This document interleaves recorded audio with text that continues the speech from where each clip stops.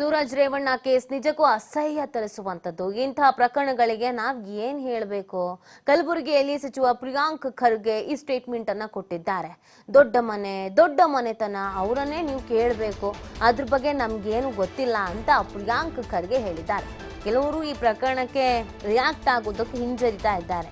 ನಮಗೆ ಗೊತ್ತಿಲ್ಲ, ನಮ್ಗೇನು ಗೊತ್ತು ಅನ್ನೋದನ್ನ ಹೇಳ್ತಾ ಇದ್ದಾರೆ.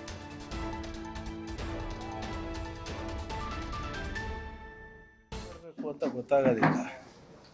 ಯಾಕಂದ್ರೆ ಇವೆಲ್ಲ ಒಂದು ವಿಚಿತ್ರವಾದಂಥ ಪ್ರಕರಣಗಳು, ವಿಕೃತ ಮತ್ತೆ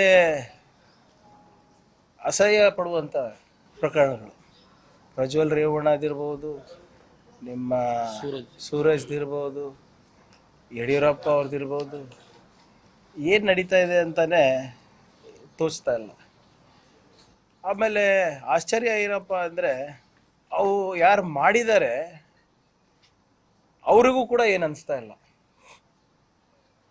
ಎಲ್ಲರೂ ಬೇರೆ ರಾಜೀನಾಮೆನೇ ಕೇಳ್ತಾ ಇದ್ದಾರೆ, ಅವರು ಆತ್ಮಾವಲೋಕನ ಮಾಡ್ಕೊತಾ ಇಲ್ಲ. ನೀವು ನಮಗೆ ಕೇಳ್ತಾ ಇದ್ದೀರಾ, ಅವ್ರಿಗೆ ಕೇಳಬೇಕು.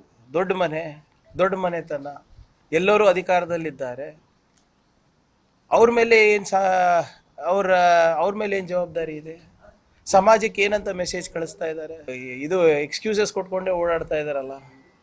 ಯಾವತ್ತನ ಅವ್ರ ಬಾಯಿಂದ ಇಲ್ಲ, ನಾವು ಒಂದು ಜವಾಬ್ದಾರಿ ಕುಟುಂಬದಿಂದ ಬರ್ತಾ ಇದ್ದೀವಿ, ನಮ್ಮ ಕುಟುಂಬದ ಮೇಲೆ ಇರುವಂಥ ಒಂದು ಈ ಕಪ್ ಚುಕ್ಕಿಯನ್ನು ನಾವು ಅಳಿಸೋ ತನಕ ನಾವು ಅಧಿಕಾರ ಬಿಟ್ಟಿರ್ತೀವಿ, ಅಥವಾ ನಾವು ಸಮಾಜದಲ್ಲಿ ಒಂದು ಸ್ಪಷ್ಟವಾದಂಥ ಸಂದೇಶ ಕೊಡ್ತೀವಿ, ನಾವು ಮಾದರಿ ನಾಗರಿಕರಾಗ್ತೀವಿ ಅಂತ ಎಲ್ಲೂ ಬರ್ತಾನೆ ಇಲ್ಲ ಅಲ್ಲ. ಈ ಪ್ರಕರಣಗಳ ಬಗ್ಗೆ